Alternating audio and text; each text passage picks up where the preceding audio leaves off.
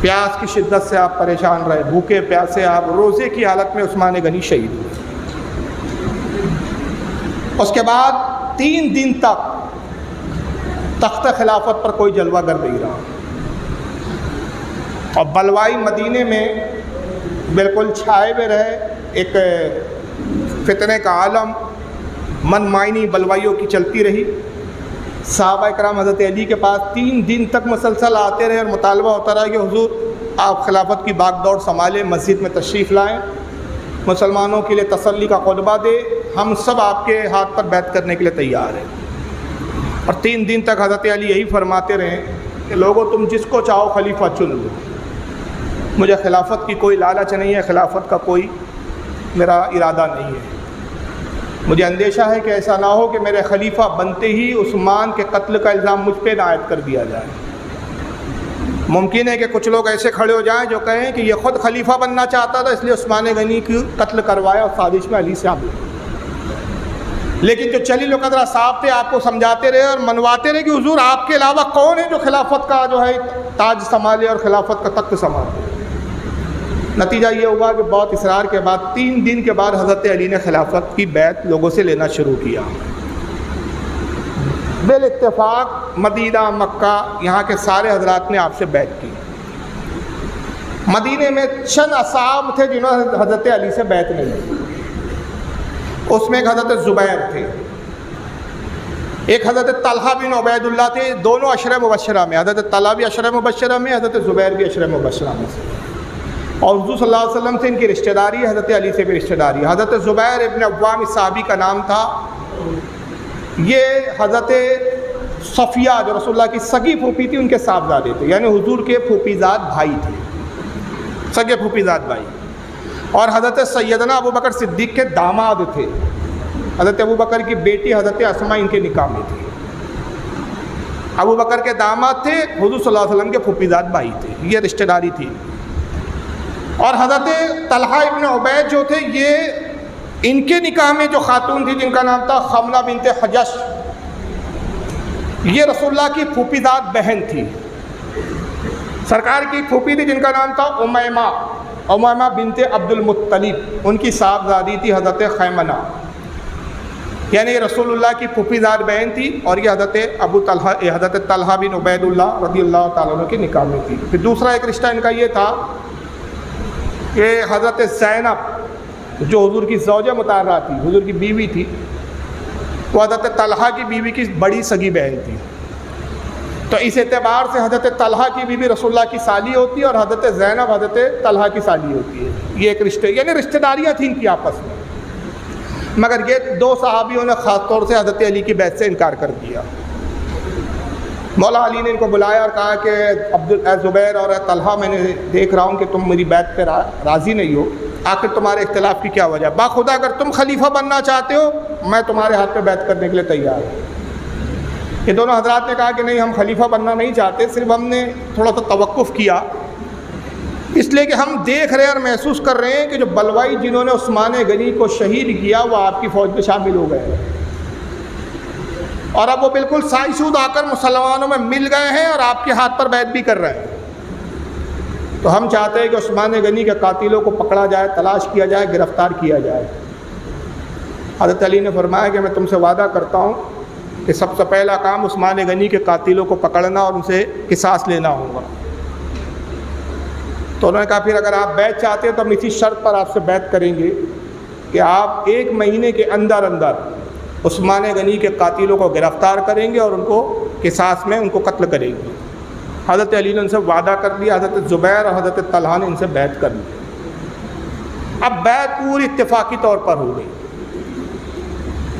1 مہینہ تلاش جاری رہی لیکن قاتلوں کا پتہ نہیں چلا،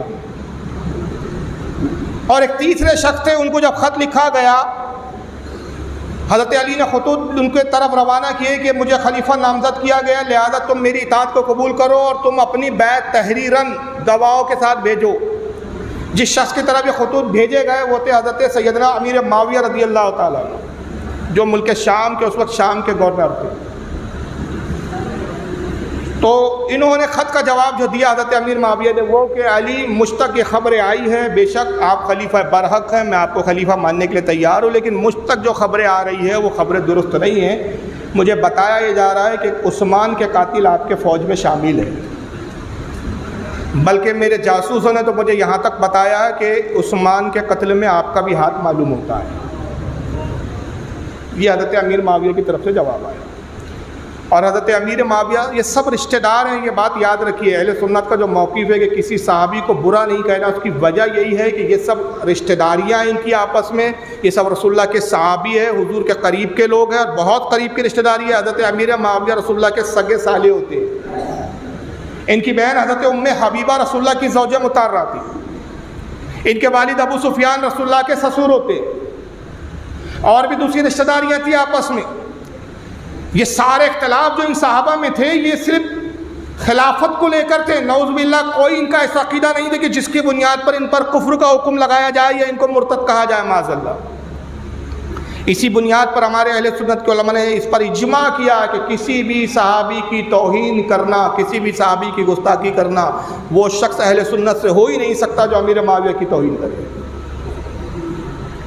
امیر معاویہ نے جواب میں لکھا کہ مجھے یہ خبر لگی ہے، تو لہٰذا جب تک یہ معاملہ کلیئر نہ ہو جائے میں آپ کی بیعت نہیں کر سکتا۔ حضرت علی نے ان کی طرف خط لکھے، حتیٰ کہ نہج البلاغہ جو شیعوں کی معتبر کتاب مانی جاتی ہے، حضرت علی کے خطبات بولتے ہیں یہ لوگ، اس میں یہاں تک لکھا ہے کہ حضرت علی نے جو ایک خط لکھا اور کہا کہ میری خلافت پر مہاجرین اور انصار کا اتفاق ہے، اور خلیفہ وہی ہو سکتا ہے جس کی خلافت پر مہاجرین اور انصار کا اتفاق ہو جائے، لہٰذا چونکہ میری خلافت پر اتفاق ہے تو مجھے خلیفہ مان لینا چاہیے۔ اور رہا کہ حضرت عثمان غنی کے قتل کا معاملہ، تو میں حلف اٹھا کے قسم کھا کے کہتا ہوں، خدا کی قسم، عثمان کے قتل میں میرا ذرہ برابر بھی کوئی حصہ نہیں ہے، میں اس الزام سے بری ہوں، اور میرے بس میں ہوتا خدا کی قسم میں عثمان غنی کی طرف آنے والے ہر حملے کو روکتا، مگر باوجود ہمارے بار بار اصرار کرنے پر خود عثمان غنی نے ہمیں اس بات کی اجازت ہی نہیں دی تھی کہ ہم بلوائیوں سے لڑیں، ورنہ ہم اس وقت تک لڑتے یا تو خود شہادت پا لیتے یا بلوائیوں کے فتنے کو ختم کر دیتے۔ امیر معاویہ ان کی اس باتوں سے مطمئن نہیں ہوئے، اور امیر معاویہ نے پھر ایک دوسرا مطالبہ کیا کہ قاتلوں کو میرے حوالے کیا جائے، میں ان سے بدلہ لوں گا۔ وجہ کیا تھی؟ عثمان غنی کے سگے چچا زاد بھائی ہوتے تھے، یہ رشتہ تھا ان کا حضرت امیر معاویہ کا، سگے چچا کی اولاد تھے حضرت امیر معاویہ کے۔ ابو سفیان کے بھائی کے بیٹے تھے، عفان جو ہے ابو سفیان کا بھائی تھا، حضرت عثمان ان کے صاحبزادے تھے عفان کے۔ کہا چونکہ وہ میرے چچا زاد بھائی ہے، میرا رشتہ قریب کا بنتا ہے، لہٰذا قاتلوں سے بدلہ لینا یہ شرعاً میرے ذمے ہے، قاتلوں کا آپ حوالے کریں، جس وقت آپ قاتلوں کو میرے حوالے کر دیں گے میں آپ کے بیعت آپ کو خلیفہ مان لوں گا۔ یہ خط کا جواب تھا، لیکن ہوا یہ کہ 1 مہینے تک مسلسل تلاش کے بعد قاتل سامنے نہیں آئے۔ وجہ کیا تھی؟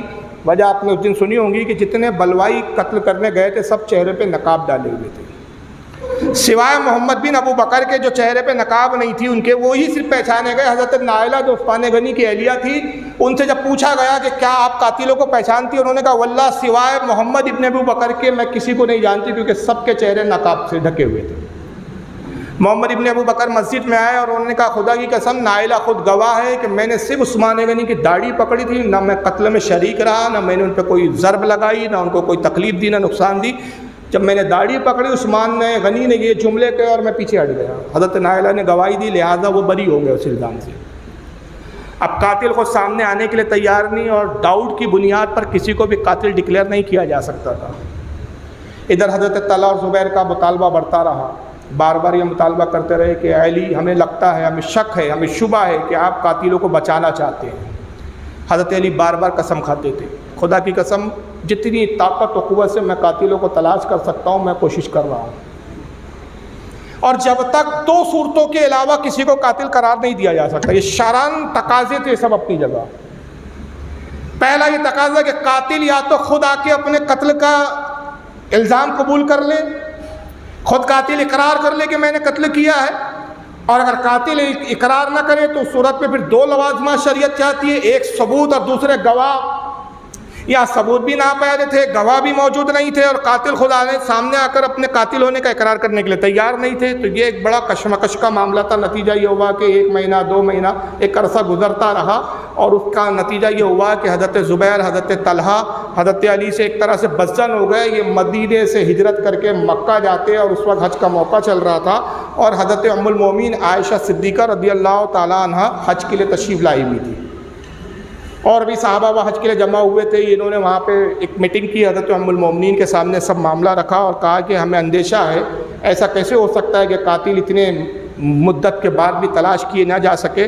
ہمیں اندیشہ ہے کہ یا تو حضرت علی بچانا چاہتے ہیں، کیونکہ محمد ابن ابو بکر ان کے جو ہے سوتیلے بیٹے ہیں، انہی کے ساتھ یہ لوگ گئے تھے، تو یقیناً محمد ابن ابو بکر بھی ان قاتلوں کو جانتے ہیں۔ انہوں نے علی کو بتایا، علی انہیں بچانا چاہتے ہیں، لہٰذا چونکہ علی قاتلوں کا سپورٹ کر رہے ہیں، اور یہ جو قتل تھا عثمان غنی کا، یہ معمولی قتل نہیں تھا، یہ ایک امیر المومنین کا قتل تھا، رسول اللہ کے داماد کا قتل تھا۔ اگر قاتلوں کو ایسا چھوڑ دیا جائے تو شریعت کی امان اڑ جائے گی، لوگ بے باک ہو جائیں گے۔ آج امیر المومنین کے قتل کے بعد قاتلوں کو اگر سزا نہ دی گئی تو کل کوئی کسی کے اوپر بھی ہاتھ ڈال سکتا ہے، کسی کو بھی قتل کر سکتا ہے، قانون سے بالادستی ہو جائیں گی۔ اس قسم کی سے وہاں مکہ میں تقریریں ہوئی، نتیجہ یہ ہوا کہ لوگوں نے کہا ام المومنین آپ فرمائیں کہ اب کیا کیا جائے، تو کہا کہ علی کو مہلت دی جائے، ان کو بتایا جائے، اور اگر علی اس مہلت کے بعد بھی قاتلوں کو کامیاب ڈھونڈ کے پکڑنے میں کامیاب نہ ہو، اور اگر معلوم ہو کہ بچاتے ہیں، تو ہم علی کے خلاف جنگ کریں گے۔ پھر وہ کچھ وقت کی مہلت دی گئی، مگر حضرت علی کے ساتھ یہی مشکل تھی کہ قاتل سامنے آنے کے لیے تیار نہیں، قاتلوں کے گواہ نہیں، ثبوت نہیں، اور چونکہ ظاہر ہے وہ قاتل کوئی اسلام مخلص لوگ تھے نہیں، وہ عبداللہ ابن سبا کے گرگا تھے، عبداللہ ابن سبا کے ہواخواہ تھے۔ عبداللہ ابن سبا کے حالات سن چکے ہیں آپ، کون تھا یہ، کیسا تھا اس کا کردار۔ مروان کے وہ ہواخواہ تھے، یہ منافقین کا ٹولہ تھا جو اسلام میں خانہ جنگی کر کے اسلام کو کمزور کرنا چاہتا تھا، لہذا وہ نہ تو خدا نے ان کے لیے تیار قاتل، اور وہ اپنے آپ کو مسلمانوں میں ایسا گم اور مکس کر چکے تھے کہ ان کو پہچاننا بھی مشکل۔ مسلمانوں کے ساتھ اٹھتے بیٹھتے تھے، نمازیں پڑھتے تھے۔ جب مہلت گزر گئی، نتیجہ یہ ہوا کہ حضرت عائشہ ام المومنین رضی اللہ تعالیٰ عنہ حضرت علی کے خلاف کھڑی ہو گئی، ایک فوج ترتیب دی گئی، اور حضرت علی نے اس وقت یہ کیا کہ چونکہ مدینے میں حضرت عثمان غنی کا جو فتنہ ہوا تھا شہادت کا، وہ بڑا شدید تھا، کئی دن تک مدینے میں لوگوں کو گھروں میں قید کر کے مجبور کر دیا گیا تھا کہ گھر سے باہر نہ نکلے، کرفیو کی کیفیت ہو گئی تھی، عثمان غنی کا گھر لوٹ لیا گیا تھا، خون ریزیاں ہوئی تھی، خون بہا تھا۔ تو علی نے کہا کہ اب میں نہیں چاہتا کہ یہی صورتحال پھر دوبارہ ہو اور مدینے میں رسول اللہ کے مقدس شہر میں خون بہایا جائے۔ آپ نے اپنی راجدھانی کو مدینے کی جگہ کوفہ میں منتقل کر دیا کہ اگر کوئی بھی مسئلہ ہو تو کوفہ میں ہو، مدینہ محفوظ رہے، سرکار کے شہر میں یہ سب خون ریزی کو میں پسند نہیں کرتا۔ یہ لشکر تیار ہوا اور کوفہ کی طرف کوچ کرنے لگا۔ اس لشکر کی قیادت خود حضرت عائشہ ام المومنین فرما رہی تھی۔ حضرت زبیر، حضرت طلحہ اس فوج کے کمانڈر تھے، اس میں جتنے لوگ تھے سب صحابی تھے، سب تابعی تھے۔ یہ ان کا اپنا اجتہاد تھا۔ اجتہاد یہ تھا کہ علی کوتاہی کر رہے ہیں، جو شخص کوتاہی کرے، اسلام کے قانون کا نفاذ نہ کر سکے، وہ خلیفہ ہو نہیں سکتا، اس کے خلاف لڑنا شریعت کا تقاضا ہے۔ یہ ان کا اپنا اجتہاد تھا، اور حضرت مولا کائنات کا اجتہاد یہ تھا کہ جب تک قاتل خود اقرار نہ کرے، ثبوت نہ ملے، کسی کو بھی پکڑ کے سزا نہیں دی جا سکتی۔ اگر کسی کو بھی پکڑ کے لا کے سزا دے دی جائے اور کہہ دیا جائے کہ ہاں بھائی عثمان غنی کے قاتلوں سے بدلہ لے لیا گیا، تو اصل قاتل تو آزاد ابھی بھی گھوم رہے، بے قصور جن کو مارا گیا، ان کا جرم، ان کا گناہ، ان کا خون ہمارے اپنے سر پہ چڑھ جائے گا، ہم اس کے جواب دہ ہو جائیں گے اللہ کی بارگاہ میں۔ تو یہ مسئلہ اتنا نازک نہیں تھا، سب کے پاس اپنے اپنے دلائل تھے، سب کے پاس اپنے اپنی شریعت کی دلیلیں تھیں۔ اس لیے ہمارے علماء اہل سنت کہتے ہیں کہ ہر صحابی اجتہاد کی منزل پہ تھا، مگر یہ ضرور ہے، اعلی حضرت فاضل بریلوی فتاوی رضویہ میں ایک رسالہ لکھتے ہیں، جس کا پورا ایک رسالہ ہے، اس کے اندر فرماتے ہیں کہ البتہ اہل سنت کا اس پر اجماع اور اتفاق ہے کہ حضرت زبیر ہو یا حضرت طلحہ ہو یا حضرت عائشہ ہو یا حضرت امیر معاویہ ہو، اور وہ جتنے صحابہ جو حضرت علی کے خلاف لڑنے آئے، وہ سب ناحق پر تھے، ان سے خطا ہوئی، مگر چونکہ وہ صحابی ہے اور صحابی کا مقام، درجہ، عظمت و فضیلت بہت زیادہ ہے، ہم جیسوں کے یہ لائق نہیں کہ ہم بڑے بڑے صحابہ پہ کچھ تنقیدیں کریں اور ان کے معاملات میں ہم اپنی رائے کو پیش کرے، ہماری رائے کی کوئی حیثیت نہیں۔ اور ان کی فضیلتیں ہیں، اللہ کے نبی صلی اللہ علیہ وسلم نے ان کے بارے میں بڑی بڑی فضیلت اور جنت کی بشارتیں دی ہے، لہٰذا ان کے مقام و مرتبے کو دیکھتے ہوئے زبان لعن و تشنیع سے ہم نہیں کھولیں گے، ان کی توہین نہیں کریں گے، بلکہ ان کی غلطیوں اور لرزشوں کو ہم خطا اجتہادی پر محمول کرتے ہیں، اور خطا اجتہادی پر گناہ نہیں ہوتا بلکہ اس پر اجر و ثواب ملتا ہے۔ اب یہ لشکر نکلا صاحب، اور نکلنے کے بعد ایک میدان میں جمع ہوا۔ حضرت علی کو بھی ادھر خبر لگی کہ صاحب حضرت زبیر، طلحہ، عائشہ جو ہے مجھ سے جنگ کے لیے آمادہ ہو گئے ہیں اور جنگ کرنے کے لیے نکل پڑے۔ بیچ بیچ میں انہوں نے بہت خطوط لکھے، سمجھانے کی کوشش کی، لیکن یہ ماننے کے لیے تیار نہیں۔ کہتے یا تو قاتل دو، قاتل جب تک دو گے نہیں علی تمہاری کوئی بات سنی نہیں جائے گی۔ مجبور ہو کے حضرت علی کو بھی پھر ایک اپنی فوج تیار کرنی پڑی۔ اب مولا کائنات بھی کوفہ سے نکل کر پھر ایک میدان کی طرف آ گئے۔ چونکہ اس جنگ میں حضرت عائشہ صدیقہ اونٹ پر سوار تھی، اور عربی میں اونٹ کو کہتے ہیں جمل، تو اس جنگ کا نام تاریخ میں ہے جنگ جمل۔ دونوں فوجیں ایک میدان میں آمنے سامنے ہوئی۔ جب فوج پہنچی تو رات کا وقت تھا، شام ہو رہی تھی، مغرب کا وقت تھا۔ حضرت علی نے پیغام بھجوایا کہ مغرب کا وقت ہے، زبیر اور طلحہ سے پوچھو کہ کیا اپنی جماعت علیحدہ بناؤ گے؟ اگر تم کہو تو میں تمہاری اقتداء میں نماز پڑھنے آ جاؤں، یا تم چاہو تو میرے پیچھے پڑھ لو۔ حضرت طلحہ اور زبیر آیا، کہا کہ علی ہم آپ کو کافر نہیں مانتے، ہم آپ کے پیچھے پڑیں گے۔ اور علی کا یہ کہلوان اس بات کی دلیل ہے کہ علی بھی ان کو مسلمان سمجھتے تھے، ورنہ کافروں کو پیچھے نماز نہ پڑھی جاتی ہے نہ پڑھائی جاتی ہے۔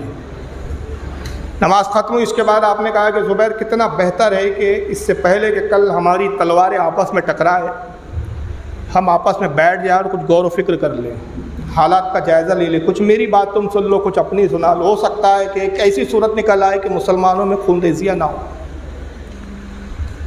یہ دونوں رات میں بیٹھے، لیکن ہوا کیا تھا اصل میں سارا مسئلہ کہ عبداللہ ابن سبا اپنی ایک منافقوں کو ٹولی لے کر آ گیا، اور اس جنگ میں مروان بھی آ گیا۔ ظاہراً مروان حضرت زبیر کی فوج میں تھا، مروان ابن حکم، یہی فتین جس نے خط لکھا تھا عثمان غنی کا جعلی، ظاہراً حضرت زبیر کے ساتھ تھا، لیکن اس کا اپنا ایک منافقین کا ٹولہ تھا۔ اور انہوں نے عبداللہ ابن سبا اور انہوں نے مروان نے اپنی خفیہ میٹنگ کی اور طے کیا کہ یہ لوگ بیٹھ رہے ہیں، خبر آئی ہے کہ نماز مغرب پڑھیں گے، یقیناً اس کے بعد یہ بیٹھ سکتے ہیں آپس میں، اور یہ تو طے ہے کہ دونوں صحابی بھی ہے، رشتہ داریاں ان کی آپس میں، تو ہو سکتا ہے کہ رشتہ داریوں کی بنیاد پر، ان کی اپنی پرانی آپسی محبتوں کی بنیاد پر ان میں صلح ہو جائے، اور ہم صلح نہیں ہونے دیں گے۔ اگر صلح ہو گئی تو ہمارے اتنے سالوں کے پلاننگ پہ جو ہے پانی پھر جائیں گا۔ تو عبداللہ ابن سبا نے مروان سے کہا کہ ایسا کیا جائے کہ ہم اپنی فوجوں کو دو حصوں میں تقسیم کر لیں، آدھی فوج زبیر کے ساتھ کر دو، اس فوج کو زبیری فوج کہا جاتا تھا کیونکہ اس کے کمانڈر حضرت زبیر بن عوام تھے رضی اللہ تعالیٰ، عشرہ مبشرہ میں حضرت زبیر، حضرت طلحہ بھی عشرہ مبشرہ میں، ادھر علی عشرہ مبشرہ میں، ادھر بھی صحابہ ہے اور ادھر بھی صحابہ ہے، دونوں طرف صحابہ کی جماعت ہے۔ کہا آدھی فوج علی کی طرف کر دی جائے، آدھی فوج علی کی زبیر کی طرف رضی اللہ تعالیٰ عنہ، اور وقت آنے پہ صرف ہم جنگ کا دکھاوا کریں گے، جنگ کے شعلے بھڑکائیں گے، ہم الگ ہٹ جائیں گے، یہ آپس میں لڑ پڑیں گے۔ آدھی فوج حضرت زبیر کے خیموں میں داخل کر دی گئی، آدھی فوج ادھر داخل کر دی گئی۔ نماز مغرب پڑھنے کے بعد میٹنگ ہوتی ہے، عشاء تک میٹنگ چلی، پھر عشاء کی نماز ہوئی، عشاء کے بعد تک چلی، اور نتیجہ یہ ہوا کہ آپس کی گفتگو سے صلح کی صورت پیدا ہو گئی۔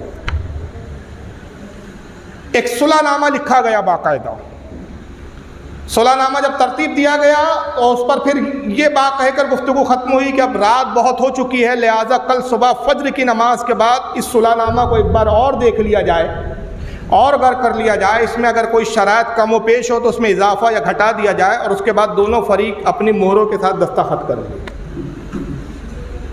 یہ طے ہوا، اور صلح نامے کی دو کاپیاں بنائی گئی، ایک حضرت علی کے پاس تھی، ایک حضرت زبیر کے پاس۔ یہ لوگ اپنے اپنے خیموں میں چلے گئے۔ آدھی رات کے قریب حضرت علی کی فوج میں سے وہ سبائیوں کا گروپ نکلتا ہے، وہ عبداللہ ابن سبا کے منافقین کا ٹولہ، ادھر سے حضرت زبیر کی فوج سے نکلتا ہے۔ انہوں نے شور مچانا شروع کر دیا، یہ حضرت زبیر کے خیموں پر جا کے لوٹ مار کرنے لگے، خیموں پہ چیخ و پکار خیموں کو جلانا شروع کر دیا، اس والے ٹولے نے حضرت علی کو خیموں میں جلانا شروع کر دیا، ایک عجیب طرفہ تماشا ہو گیا۔ حضرت مولا علی آرام کر رہے تھے اپنے خیمے میں، جیسی باہر آئے دیکھا کچھ خیمے جل رہے ہیں، بھاگم دوڑ ہے، لوگ بھاگ رہے ہیں، بچو حملہ کرو۔ کہا کیا ہوا؟ کہا حضور زبیر نے ہمارے ساتھ دغا کیا، صلح نامہ کا لحاظ نہیں کیا، زبیر کی فوج نے ہم پر حملہ کر دیا۔ ادھر حضرت زبیر باہر نکلے، کہا کیا ہوا؟ کہا علی نے ہمارے ساتھ دغا کیا، صلح نامہ کا یہ سب ڈرامہ کر کے ہمیں غافل کر دیا، علی کی فوج نے ہم پر حملہ کر دیا۔ یہ منافقوں کی پلاننگ کامیاب ہو گئی، رات بھر جنگ چلتی رہی، ہزاروں صحابہ ادھر شہید ہوئے، ہزاروں صحابہ ادھر شہید ہوئے، جنگ صبح تک ہوتی رہی۔ فجر کا وقت آیا، فجر نماز خوف پڑھ رہے ہیں دونوں طرف کے خیموں میں، اور اس کے بعد جنگ کا سلسلہ چلتا رہا، حتیٰ کہ لڑتے لڑتے حضرت علی کا سامنا حضرت طلحہ سے ہو گیا۔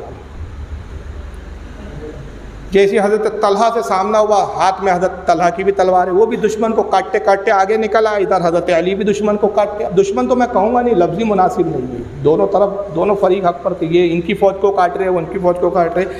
نتیجہ یہ ہوا کہ طلحہ اور حضرت علی رضی اللہ تعالیٰ جب آمنے سامنے آ گئے تو حضرت علی نے اپنی تلوار کو روک لیا۔ حضرت طلحہ نے دیکھا کہ علی وار نہیں کر رہے، تلوار روک لیا ہے، تو انہوں نے بھی اپنی تلوار روک لیا۔ کہا علی مقابلہ کرو، اب سامنا ہو گیا تو مقابلہ کرو۔ کہا کہ بس ایک بات سن لو، اس کے بعد پھر تجھے اختیار ہے طلحہ، چاہے تو پھر جنگ کر یا پھر جنگ کو چھوڑ دو۔ کہا کیا کہنا چاہتے ہو؟ کہا یاد ہے ایک مرتبہ اللہ کے رسول نے کیا کہا تھا اور تم اس مجلس میں بیٹھے ہوئے تھے؟ کہا کیا کہا تھا؟ کہا اللہ کے نبی صلی اللہ علیہ وسلم نے فرمایا تھا کہ اے اللہ، دعا کی تھی رسول نے، تم نے سب نے آمین کہا تھا، اور اے طلحہ تو بھی اس آمین کہنے والوں میں تھا کہ حضور نے دعا کرتے کہا تھا اے اللہ تو اس کو محبوب رکھ جو علی کو محبوب رکھے، اور تو اس کو دشمن جان جو علی کو دشمن جانے۔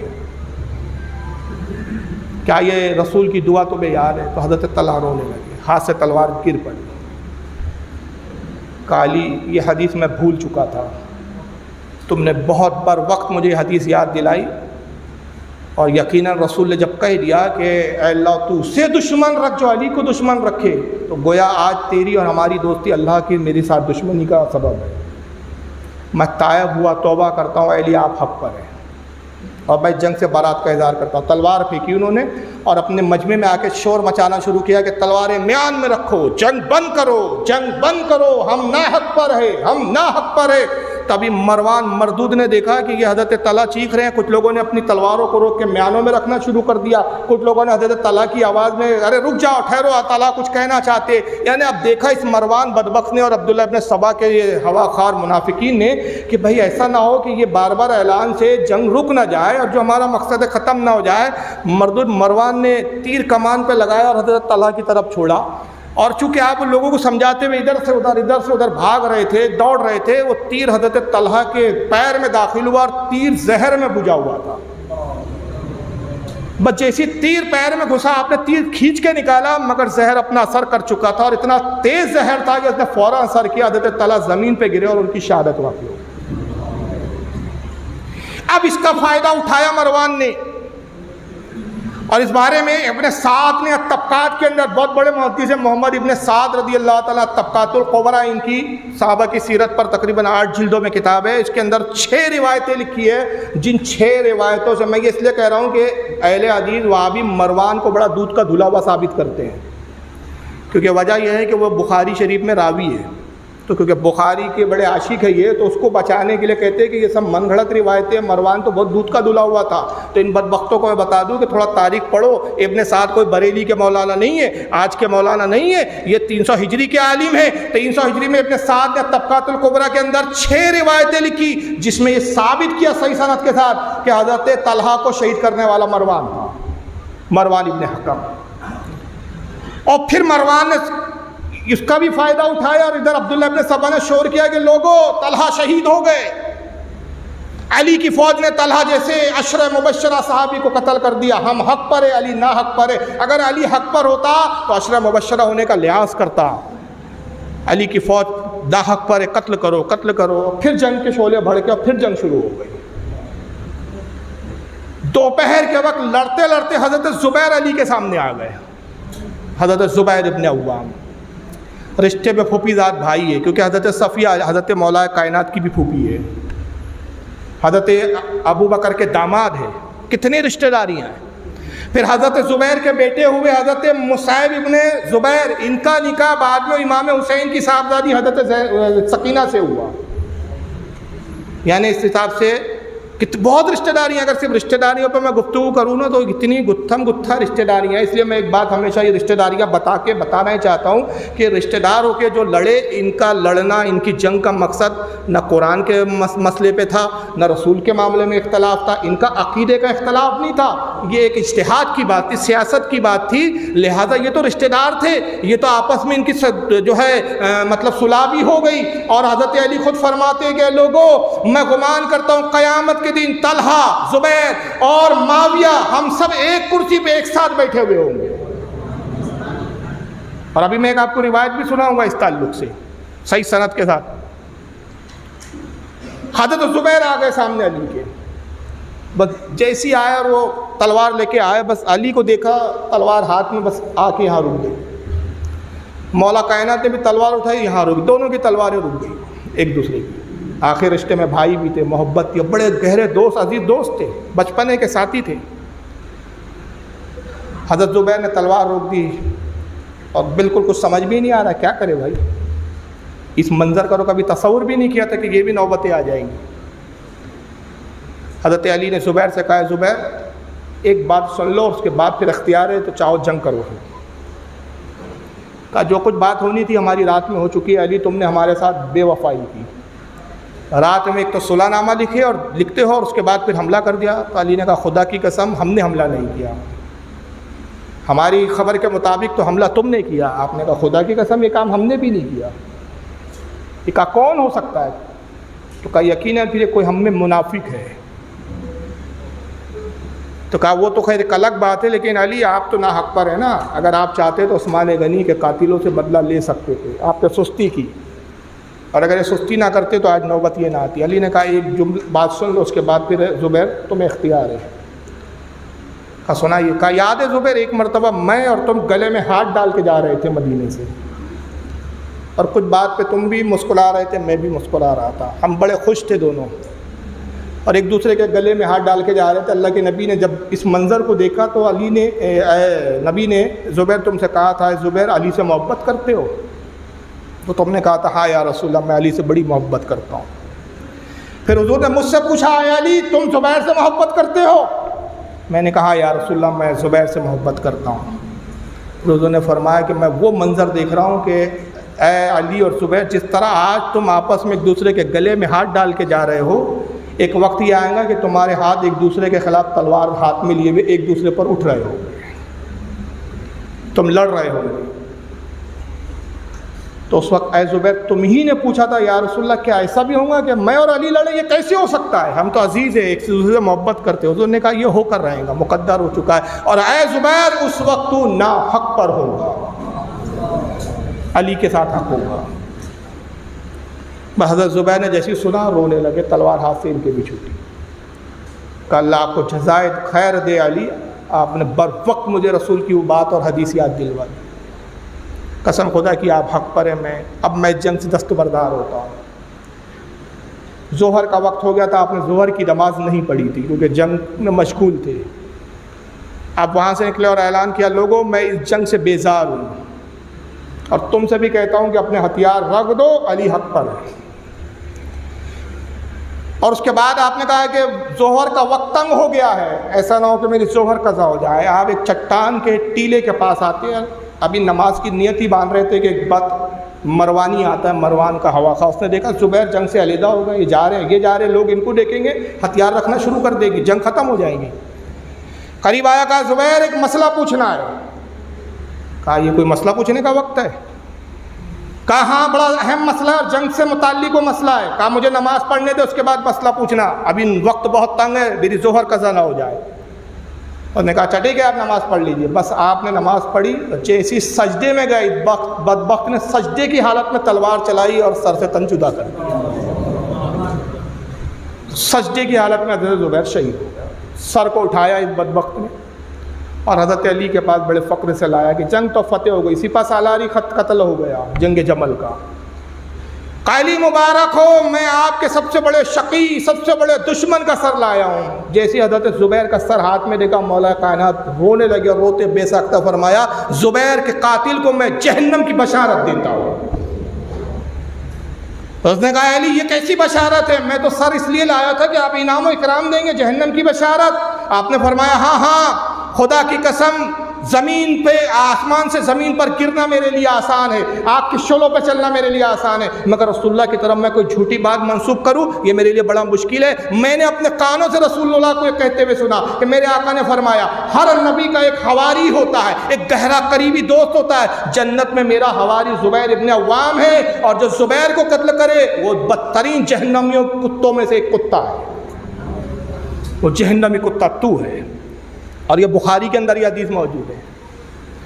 آج ایک ایسا طبقہ نکل پڑا ہے، بہت گمراہ کیا جا رہا ہے، مجبور ہو کے سب ٹاپک میں نے آج تک محرم الحرام کے موقع پہ جنگ جمل، جنگ صفین کا واقعہ چھیڑا ہی نہیں کبھی، حالانکہ برسوں سے پڑھ رکھی ہے یہ چیزیں، میں نے آج نہیں پڑھی ہے کوئی یہ۔ وجہ یہ تھی کہ ہمیں ضرورت نہیں تھی یہ چیزوں کی، ہم تو صحابہ کی محبتوں کی ہی باتیں کرتے تھے، ان کی عظمتوں کی باتیں کرتے تھے، لیکن کچھ ایسے بدبخت ہمارے بیچ پیدا ہو گئے نیم رافضی، جن کا کام کل تک مزاروں پہ چادریں چڑھانا تھا، آج کل علامہ بنے بیٹھے ہوئے۔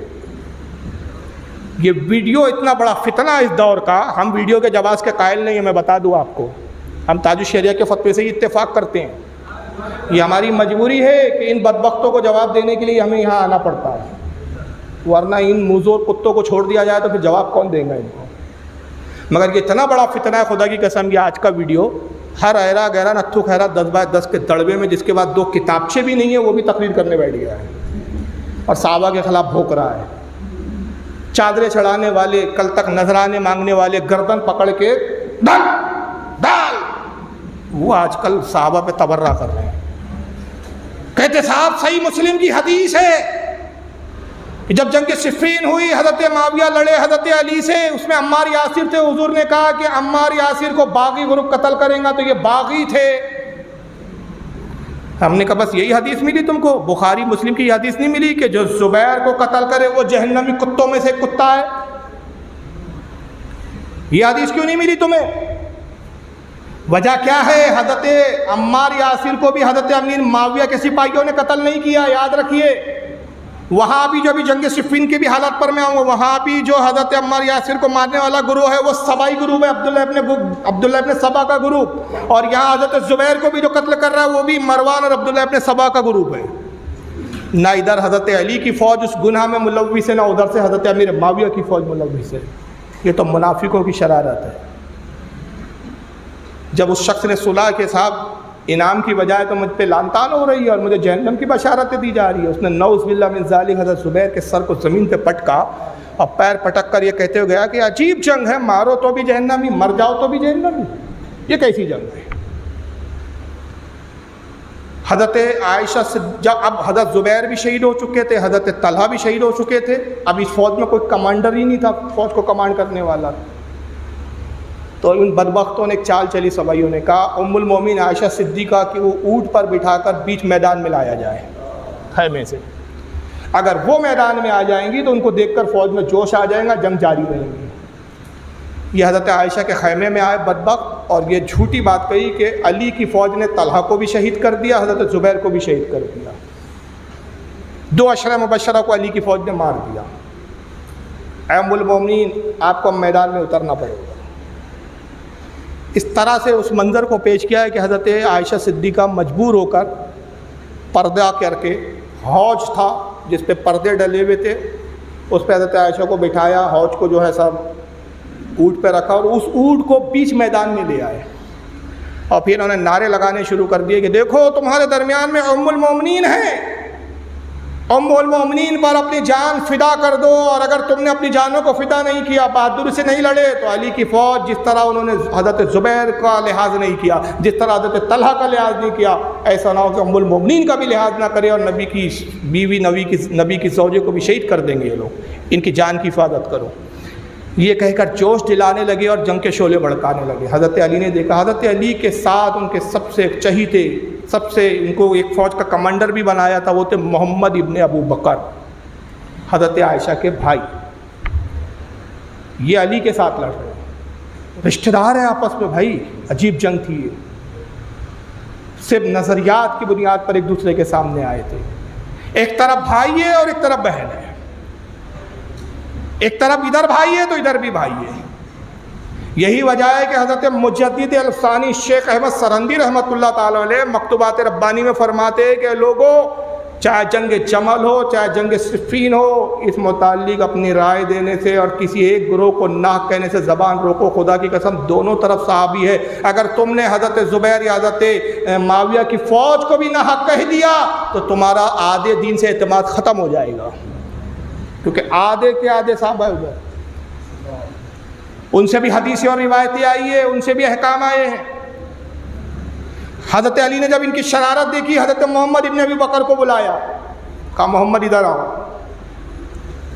عائشہ ام المومنین تمہاری محرم ہے، کسی اور سپاہی کو اگر میں یہ کام کے لیے بھیجوں تو پردے کا لحاظ نہیں رہے گا، تمہاری بہن ہے، لہٰذا اپنی فوج کے ایک ٹولی کو لے جاؤ، سب سے آگے تم رہو، اور کسی بھی طرح ایسا کرو کہ حضرت عائشہ کو یا تو اونٹ کو وہاں سے نکال لو یا اونٹ کے پیر کاٹ دو تاکہ وہ اونٹ زمین پہ بیٹھ جائے تو حضرت عائشہ کسی کو نظر نہ آئے. حضرت محمد ابن ابو بکر ایک ٹولی کو لے کر حملہ کرتے ہوئے، فوج کو چیرتے ہوئے حضرت عائشہ کے اونٹ تک پہنچے اور اونٹ کے پیر پہ تلوار ماری، اونٹ کے پیر کٹے، اونٹ زمین پہ گرا. اس سے پہلے کہ حوض زمین پہ آتا اس کو سنبھال لیا گیا اور حضرت عائشہ رضی اللہ تعالیٰ عنہ کو آپ نے ایک طرح سے نظر بند کر دیا. قید لفظ نہیں بول رہا ہوں میں. اور آپ نے کہا لوگوں اب جنگ کو روک لو، تلواریں لے لو، ام المومنین عائشہ جو تمہاری کمانڈر ہے وہ ہمارے قبضے میں ہے اس وقت. جب فوج نے دیکھا تو ہتھیار رکھنا شروع کر دیا. یہاں یہ جنگ ختم ہو گئی. حضرت عائشہ کے خیمے میں لایا گیا، ان کے خیمے میں. حضرت علی خیمے میں داخل ہوئے، سلام کیا. ام المومنین نے جواب دیا.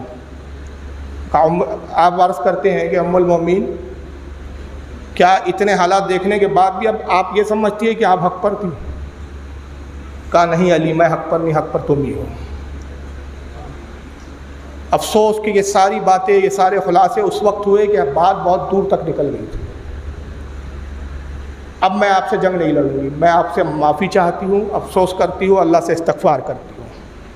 معافی تلافی ہوئی، دونوں رونے لگے. حضرت علی بھی روتے تھے، حضرت عائشہ بھی روتی. ٹھیک ہے کہ حالات کیسے ہوئے کہ آج ہم آپس میں لڑ پڑے ہیں. پھر آپ نے اپنے بیٹے، سوتیلے بیٹے تھے محمد ابن ابو بکر صدیق کے صاحبزادے تھے، میں بتا چکا ہوں. ابو